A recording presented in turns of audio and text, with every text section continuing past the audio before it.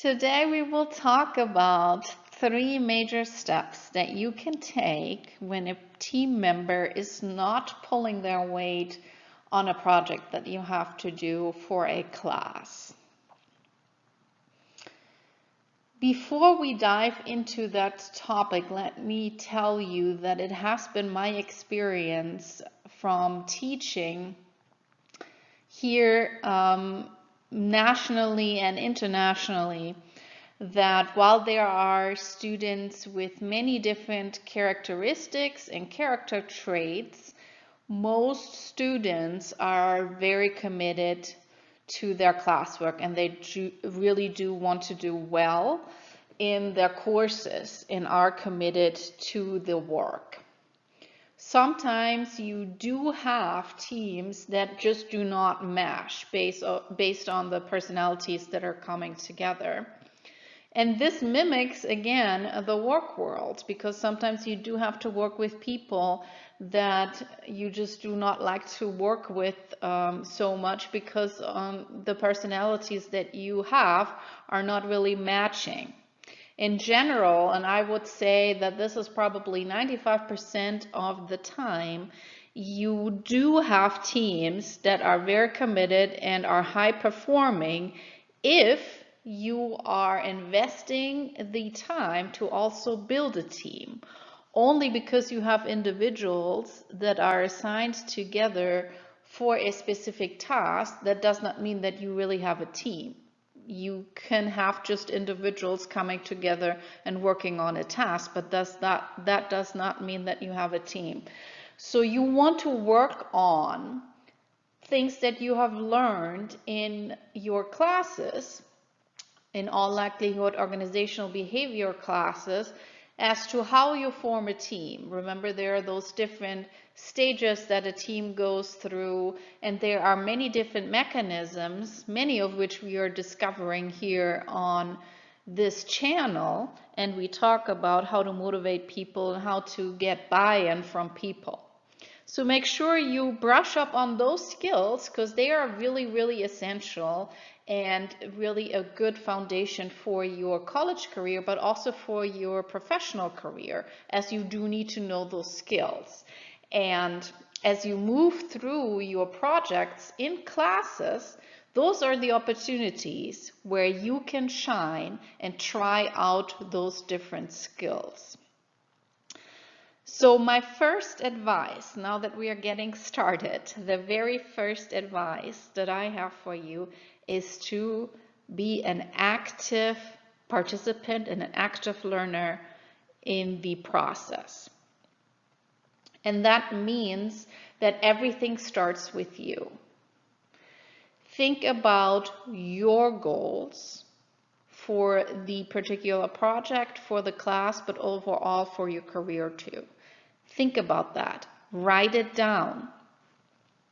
The next step is, obviously, you want to have good communication with your teammates, right? That goes into the overarching theme of being an active participant in the process.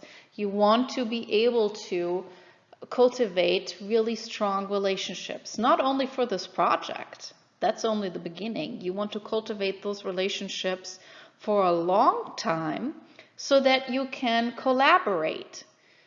Okay? So if then, and again, the chances are very slim, but if there would be a problem on your team, look at it from the angle of, well, I'm an active participant. I'm in charge of my own learning. I'm in charge of how the semester is going to progress and my contribution to all of this. And so I will do my best to solve anything that is not aligned with how I imagine the semester to go. So if you have that attitude and you bring that positivity, creativity, and motivation to your team, guess what? You will also inspire your team members and they will look up to you for that. I guarantee it. I have seen it time and time again, and that is what I do in my coaching practice to make exactly that happen. So if there is then a member that you feel like is not contributing as much as the others, if you are the active participant that we just talked about in your own learning process, you would approach that team member. And you would try to build a relation with them and find out on a deeper level what it is that is holding them back. It might be that they're really overwhelmed. It might be that they're really stressed. Maybe they have some family issues. Maybe they just lost their job, or other major issues are going on. If you know about those issues, and if you do take the time to get to know that individual and find out about that, you are not only able to help them and provide them with the resources, you are much likely also then finding a friend in them, because they will be very appreciative. But you can also turn things around, and in that lies a lot of power. That is what leaders do. The most amazing and inspirational leaders have not grown up and have not experienced only wonderful things in their life. No, those are the people that are able to turn things around and basically make lemon juice out of lemon. So be that kind of a leader. Step up and think outside of the box. So the first element, again, is that you become an active participant and try to solve it. The second step is that if you have done all of that and the problem persists, or you happen to have an individual on your team that is just not corresponding at all, then I would really highly recommend that you bring this to the attention of the whole team, and that you all talk about it, that you brainstorm what it is that you can do, what are the next action steps that you want to take, and how would you like to communicate that to the individual. I would recommend that you keep a good log of communication, meaning whenever you communicate with that person, you want to be able to include the whole team on emails, include the whole team on group chats, so that everyone is informed and everyone has access to the same information. You can also remind that individual that there will be an evaluation process. So in any class that you take, you obviously do get a grade. If the individual is not partaking in the project, they are not able and eligible to really get a grade. So some professors are utilizing evaluation processes in which they find out who is contributing to projects. In my class, in particular, we have a peer evaluation and grading form that I ask all of my students to fill out. And that form allows you to not only grade yourself, which is pretty awesome, but it also allows you to grade your peers. And if some people are not contributing or just doing the bare minimum, well, you have the chance of letting me know and turning this in together with the rest of your team on the deadline date for the submission of the project. And then I will know. And I do take those very seriously. And I am assuming that most professors do take that kind of feedback very seriously. So that will be the second step, to really escalate, talk to your group members, and then to remind that individual that there's an evaluation process, and if they're not contributing, then they can't get credit for something that they haven't done, obviously.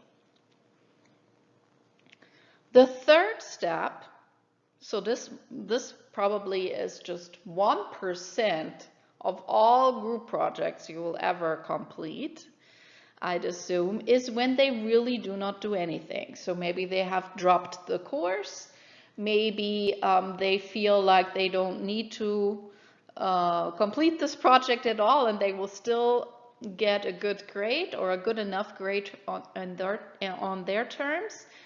But the third step basically is when those individuals are not communicating with you at all.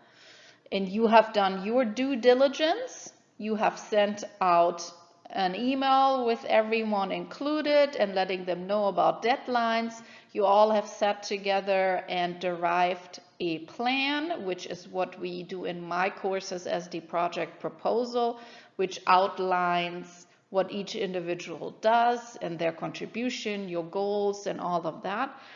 And if this individual is not part of that process and doesn't really contribute in that way and is probably basically not visible, then you just go ahead and assume that they do not want to be part of the team. Because this is a two-way street, right?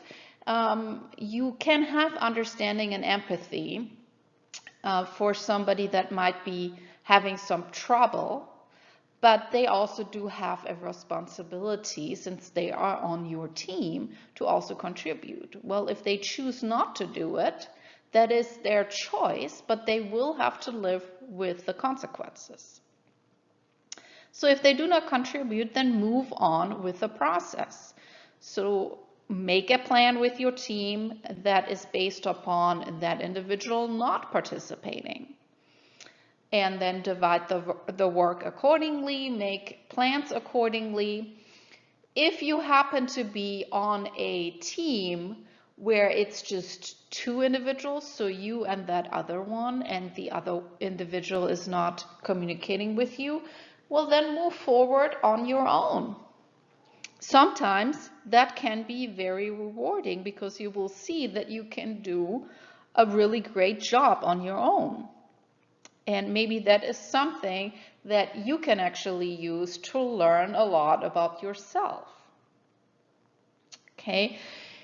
In essence, this is really, really important that you look at things, and especially as you move throughout your college career, from a standpoint of what can I learn from this? What is the lesson that this experience provides me with? And with group projects, there are just so many lessons to learn depending on how deep you want to go and look at things. In terms of your self-awareness, of how you communicate with others. Did you take on leadership roles? What role did you really play? How did you communicate with your team in terms of how often, in what way, what platforms did you use? The possibilities are endless. So what I would encourage you to do is to take those opportunities when working with team members to really try out new ways of handling situations. Increase your communication skills and step into different roles on projects. Remember also, yes, your grades are important, but this is your opportunity to try out new things. Once you have graduated and passed college, then you move out in the real world and people are not understanding of your particular needs or your particular ways of doing things as much as when you are in college. College is the time where you should be able to find out what your preferred roles are. If you're a leader most of the time and you feel comfortable in that, are you more of an encourager? Are you more of an organizer? Those kinds of things you should try to find out while you do have the chance, so that you are well prepared and well ahead of the curve whenever you do graduate. Because that is the ultimate goal. It should be preparing you for what it is that you would like to do. So utilize this experience in a pretty safe environment and do not so much think about will I encounter any problems? If there are problems, then take them on as your opportunity to learn. One last piece of advice that I have for you in that regard is that from all of the years that I've been teaching, I can honestly tell you that I have only had, I would say, maybe a handful of people that have reported problems on their projects, hands down. So it is not very likely that this happens to you. But of those people that have reported that to me, they have told me after the class was over that they really learned the most from those experiences. And why is that? Because it made them, or it forced them basically to look into what their contribution was. So for instance, a client of mine told me just recently that they realized that during their college career, they have not really mastered the skill of communicating effectively.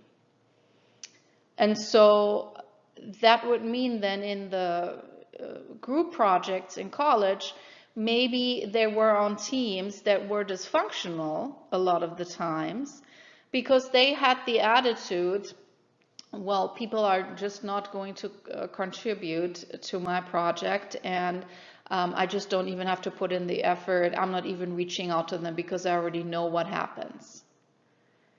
And you know what happens then as a result of that is a self-fulfilling prophecy. Exactly what that client, that individual manifested was actually going to happen in the end. So don't make that mistake. Look at it from a positive lens and look at it as your opportunity to brush up on different skills and to really learn and master things. And if there are problems along the way, then say to yourself that you will get through it, that you have now the chance to master that. I'm really, really looking forward to hearing all of your amazing project ideas and to see how those projects manifest in the end. I know that all of you are very dedicated and very, very diligent, and I'm really, really looking forward to all the amazing things that you will produce as a result of us working together.